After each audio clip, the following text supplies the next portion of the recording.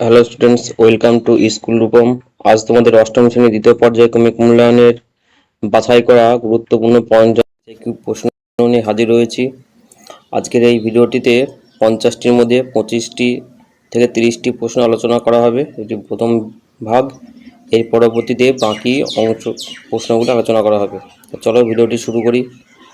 তোমাদের আজকের প্রথম প্রশ্ন, দাক্ষিণাত্য হাঙ্গামা কবে শুরু হয়? তো সঠিক উত্তরটা হবে 1875 খ্রিস্টাব্দে দাক্ষিণাত্য হাঙ্গামা শুরু হয় এবং এই দাক্ষিণাত্য হাঙ্গামা পুনে এবং আহমেদনগরে সবথেকে বেশি দেখা যায়। দ্বিতীয় প্রশ্ন, ব্রিটিশ ইস্ট ইন্ডিয়া কোম্পানির হাত থেকে ভারতের বাজারে একচেটিয়া অধিকার চলে যায় কবে? সঠিক উত্তরটা হবে 1813 খ্রিস্টাব্দে।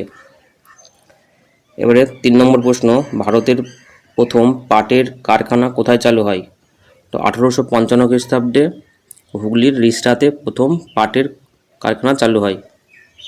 4 নম্বর প্রশ্ন, 1853 খ্রিস্টাব্দে প্রথম সুতির কাপড় তৈরির কারখানা চালু হয় কোথায়? তো সঠিক উত্তরটা হবে বোম্বেতে।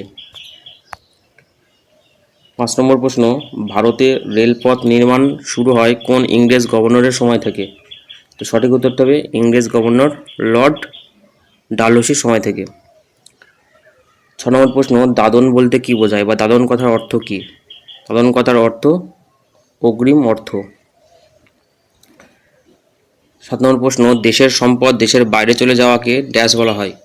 দেশের সম্পদ দেশের বাইরে চলে যাওয়াকে বলা হয় সম্পদের বহির্গমন। 8 নম্বর প্রশ্ন, চিরস্থায়ী বন্দোবস্ত কবে চালু হয়? সঠিক উত্তরটা হবে 1793 খ্রিস্টাব্দে লর্ড কর্নওয়ালিস চিরস্থায়ী বন্দোবস্ত চালু করেন এবং এই চিরস্থায়ী বন্দোবস্ত বাংলা, বিহার, উড়িষ্যা এই অঞ্চলতে চালু হয় এবং এই চিরস্থায়ী বন্দোবস্তকে সূর্যাস্ত আইন নামেও পরিচিত। 9 নম্বর প্রশ্ন, দক্ষিণ ভারতে কোন ভূমিরাজস্ব ব্যবস্থা চালু হয়? সঠিক উত্তরটি হয়ে যাবে রায়তরি বন্দোবস্ত। 10 নম্বর প্রশ্ন, মহলরি বন্দোবস্ত ভারতের কোন অঞ্চলে চালু হয়?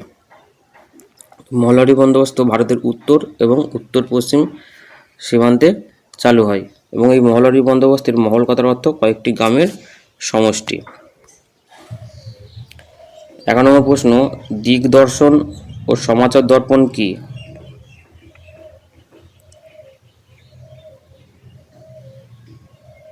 12 নম্বর প্রশ্ন, গঙ্গাসাগরে কন্যা শিশু ভাসিয়ে দেওয়ার প্রথা নিষিদ্ধ করেন কে?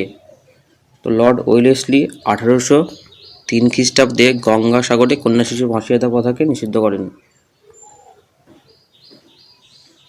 13 নম্বর প্রশ্ন, সতীদাহ প্রথা কে কবে কার সহায়তায় বন্ধ করেন? তো 1829 খ্রিস্টাব্দে 1829 খ্রিস্টাব্দে রাজা রামমোহন রায় ইংরেজ গভর্নর লর্ড উইলিয়াম বেন্টিংয়ের সহায়তায় নিষিদ্ধ করেন বা সতীদাহ প্রথা বন্ধ করেন। 14 নম্বর প্রশ্ন, হিন্দু বিধবা পুনর্বিবাহ আইন কত খ্রিস্টাব্দে জারি হয়? সঠিক উত্তর হয়ে যাবে 1856 খ্রিস্টাব্দে। ঈশ্বরচন্দ্র বিদ্যাসাগর লর্ড ডালহৌসির সহায়তায় হিন্দু বিধবা পুনর্বিবাহ আইন জারি করেন। 15 নম্বর প্রশ্ন, নববঙ্গ বা ইয়ং বেঙ্গল গোষ্ঠীকে গঠন করে? তো সঠিক উত্তরটি হবে ডিরোজিও। 16 নম্বর প্রশ্ন, মাদ্রাস প্রেসিডেন্সিতে বীরেশলিঙ্গম পান্তুলুর নেতৃত্বে বিধবা বিবাহ আন্দোলন শুরু হয়। শুদ্ধ না অশুদ্ধ? তো সঠিক উত্তরটি হয়ে যাবে শুদ্ধ। 17 নম্বর প্রশ্ন, আত্মারাম পাণ্ডুরঙ্গ ও মহাদেব গোবিন্দ রানাডের নেতৃত্বে বোম্বাইয়ের ড্যাশ প্রতিষ্ঠা হয়? তো আত্মারাম পাণ্ডুরঙ্গ মহাদেব গোবিন্দ রানাডের নেতৃত্বে মুম্বাইয়ে প্রার্থনা সমাজ প্রতিষ্ঠা হয়। 18 নম্বর প্রশ্ন, সত্য সাধক সমাজ নিচুতলার মানুষদের অধিকার প্রতিষ্ঠা করার জন্য কে প্রতিষ্ঠা করেন? তো সঠিক উত্তরটি হয়ে যাবে জ্যোতিরাও ফুলে। 19 নম্বর প্রশ্ন, কলকাতা আত্মীয় সভা কে প্রতিষ্ঠা করেন?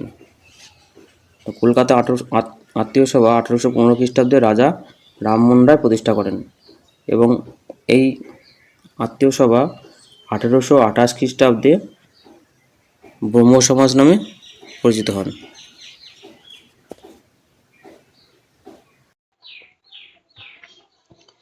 20 নম্বর প্রশ্ন, কে বেদকে সমস্ত ধর্মগ্রন্থের মধ্যে চূড়ান্ত বলে মনে করতেন? স্বামী দয়ানন্দ সরস্বতী বেদকে সমস্ত ধর্মগ্রন্থের চূড়ান্ত বলে মনে করতেন এবং ইনি 1875 খ্রিস্টাব্দে আর্য সমাজ প্রতিষ্ঠা করেন। 21 নম্বর প্রশ্ন, আলিগড় অ্যাংলো ওরিয়েন্টাল কলেজ কে প্রতিষ্ঠা করেন? তো আলিগড় অ্যাংলো ওরিয়েন্টাল কলেজ প্রতিষ্ঠা করেন সৈয়দ আহমেদ।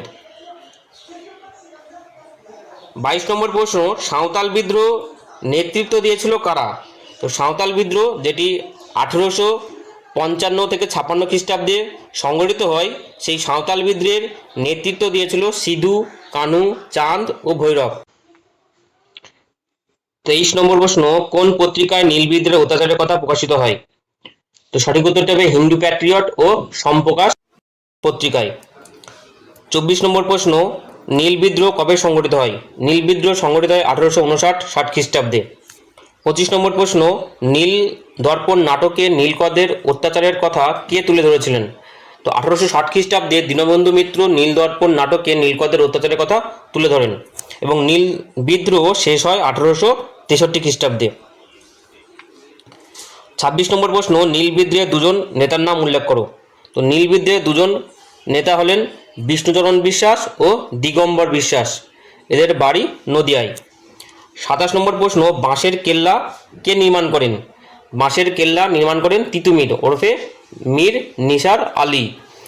তিনি এই বারাসাত বিদ্রোহে ব্রিটিশ বাহিনীর বিরুদ্ধে এই বাঁশের কেল্লা নির্মাণ করেন এবং পরবর্তীকালে ব্রিটিশ বাহিনী কামান দেখে এই বাঁশের কেল্লাকে ধ্বংস করে দেন 1831 খ্রিস্টাব্দে।